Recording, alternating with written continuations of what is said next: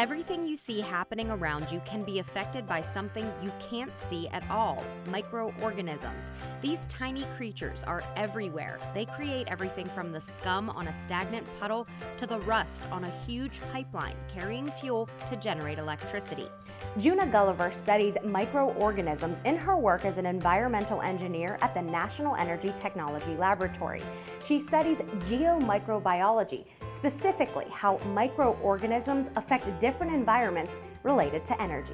You know, when we're looking at, for example, like a pipeline that's corroding, the question is what microorganisms are doing this and how are they doing this?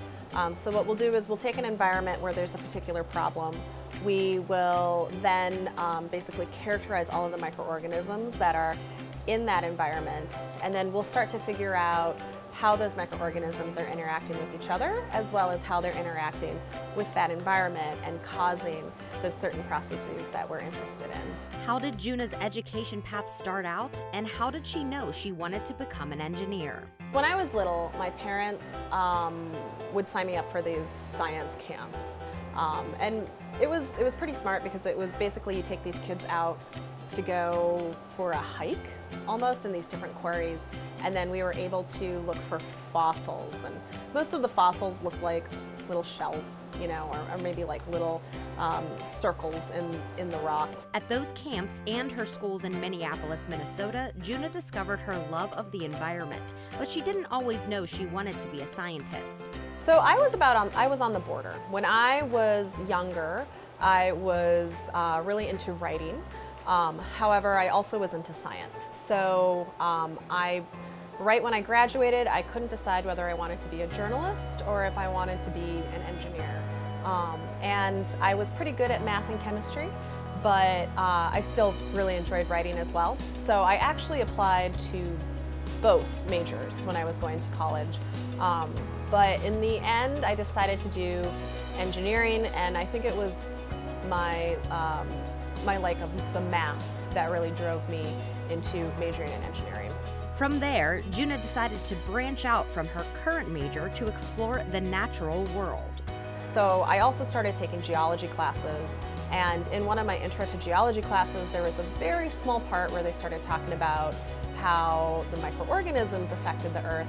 After earning a degree in chemical engineering and geology and geophysics at the University of Minnesota, Djuna went into the workforce for 2 years. She went back to school where she earned a master's at Johns Hopkins University and then a PhD at Carnegie Mellon in environmental engineering.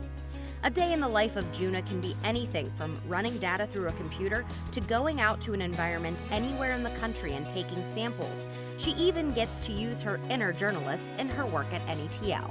Varies a lot. Some days I will be doing a lot of paper writing and paper reviewing, and maybe I'll be writing reports for the Department of Energy.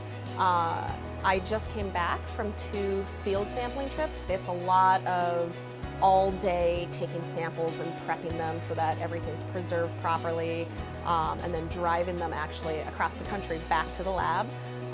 And then, you know, we begin to do our lab work. So I'll be in the lab maybe all day doing things like extracting the DNA so we can characterize the microorganisms, and maybe sequencing the DNA so we can figure out what the microorganisms are and what they're doing. Djuna started out as a young child interested in the environment, and her interests continue to expand.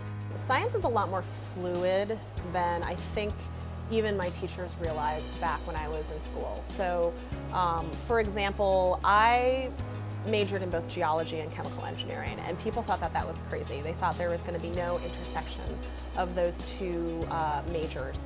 However, it actually helped me quite a lot, especially for this lab. It never occurred to me that those 2 disciplines could be merged, and you can go into a lot of different fields throughout your lifetime. You don't have to just stick to one discipline. Outside of work, Djuna pursues yet another discipline as she flies high doing aerial arts. So it's important to realize that if you like to do other things and you're worried that science is going to be all-inclusive and then now all of a sudden you're just labeled as a scientist, it's not true. You can do other things besides just science.